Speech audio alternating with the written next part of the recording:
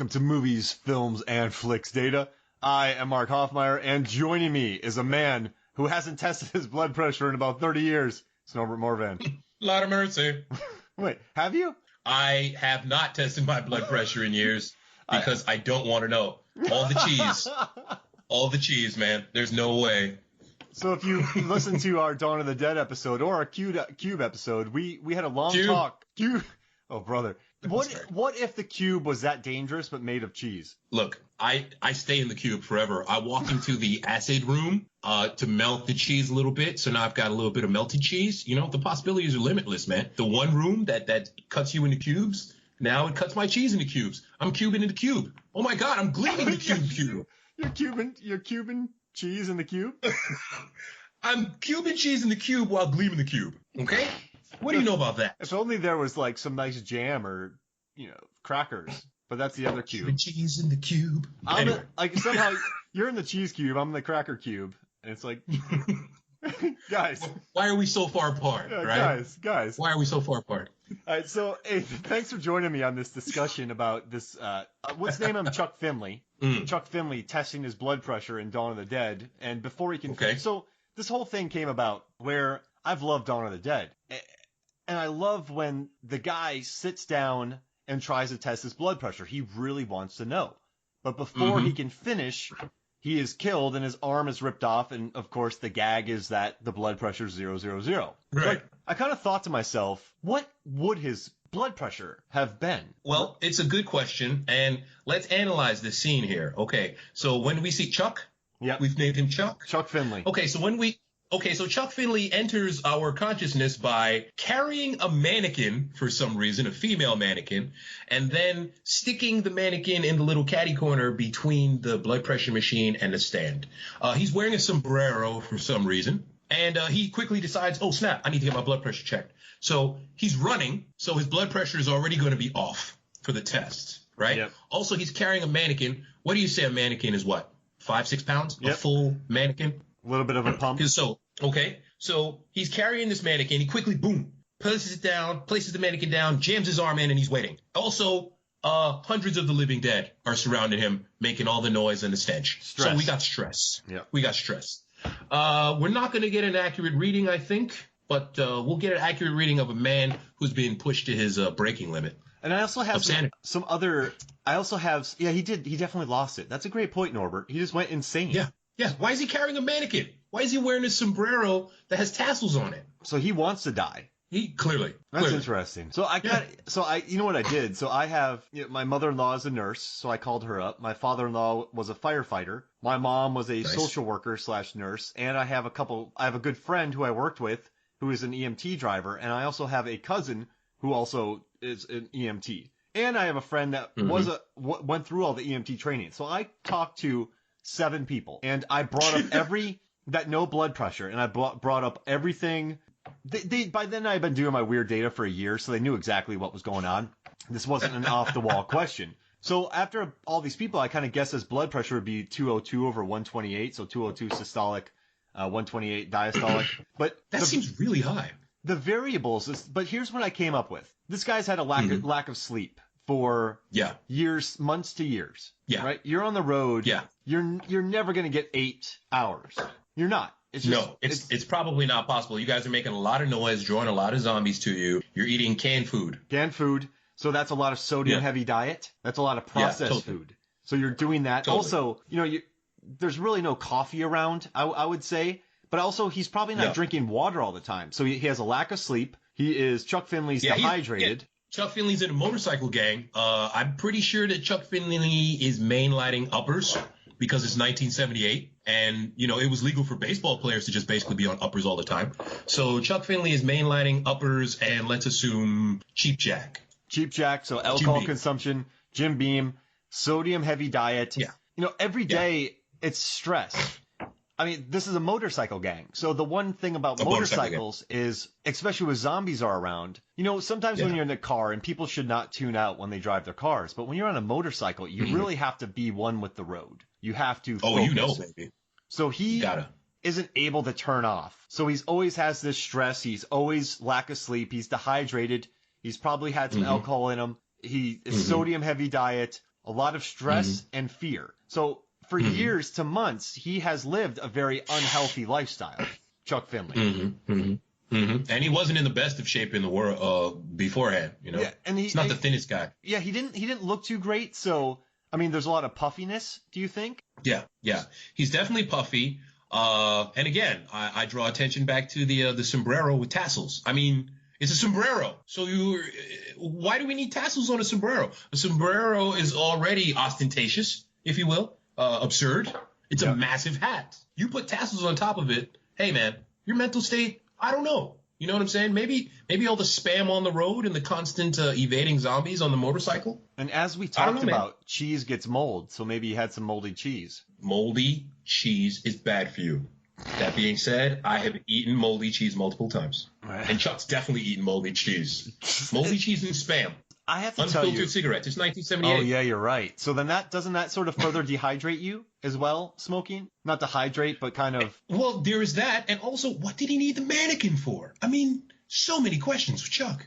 You know what's kind of crazy? So many questions. During his mindset, though, I felt like he pulled off that sombrero really well. If I wore that sombrero, I would be very self-conscious and I would look silly. I think you could pull that sombrero off because you wouldn't have an ounce. Perhaps. I don't think you would seem self-conscious wearing it. Well, maybe then he's carrying the mannequin to draw attention away from the sombrero, the ostentatious sombrero. That's very interesting. So it's like wearing a T-shirt with something crazy, like a crazy saying on it to take away from the fact that you're wearing a cheese head. Exactly.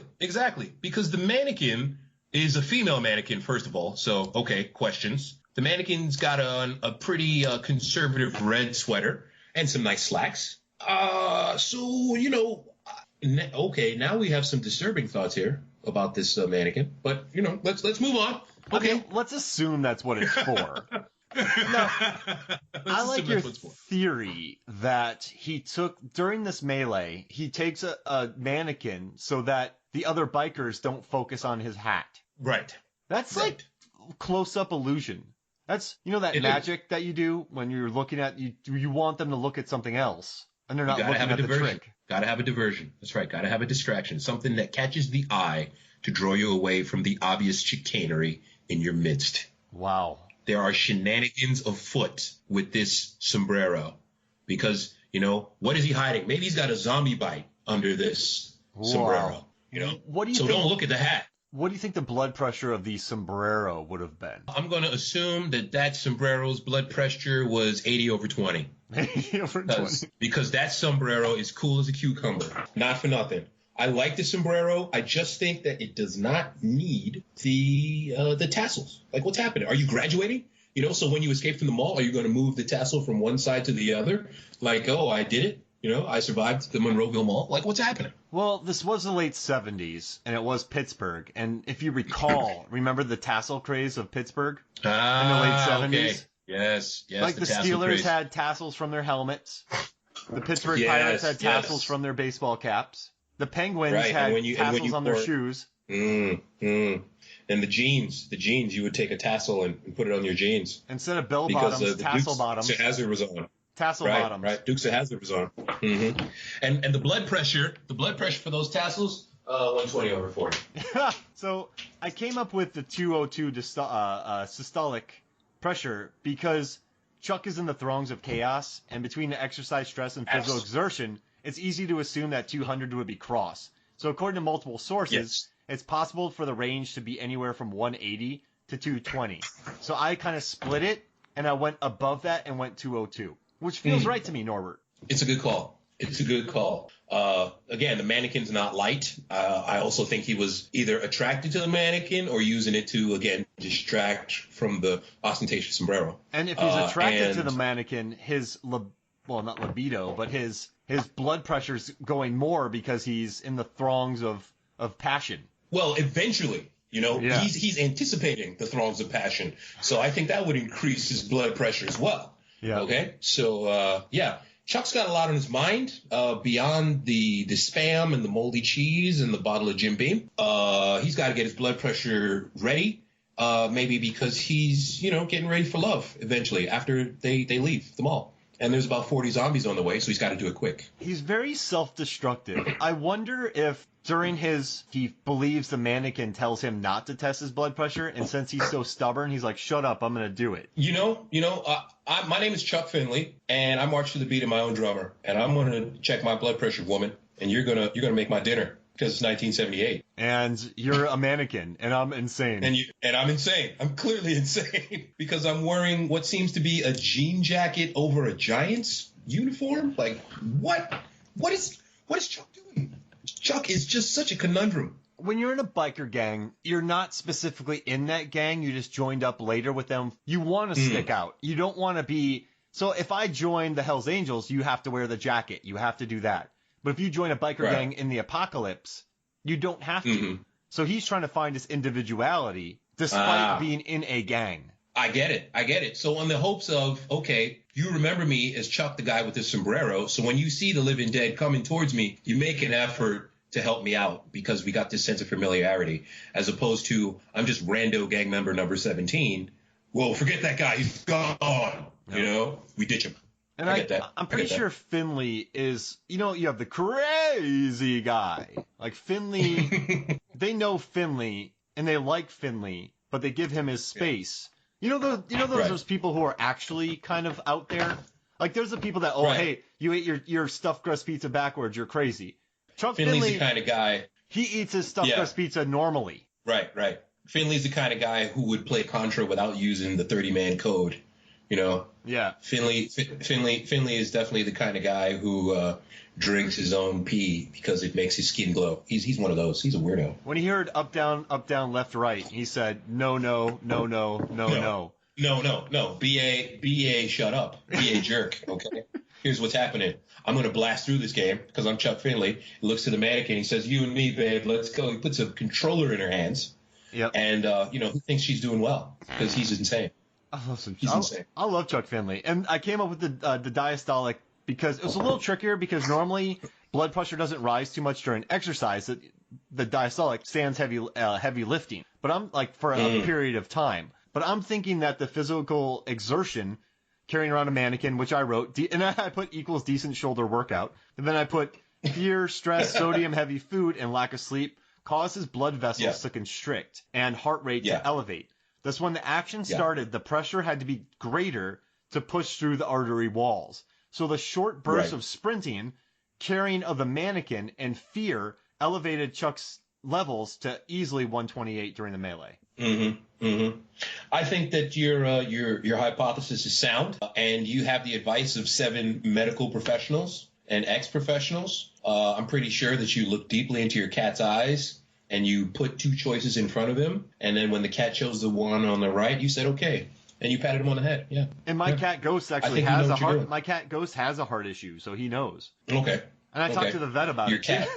Yeah, my cat. And when I was at the vet, I'm like, hey, what do you think about this zombie? No, I think we nailed it, Norbert. And I think we brought up other mysteries that I need to dive more into. Yeah, he's definitely going to hook up with that mannequin. For sure. This was fun, man. Thanks for joining me. Yes, sir. All right, so for me, Mark Hoffmeyer, and for Norbert Cube Morvan, this is Movies, Films, and Flicks. We'll see you next week.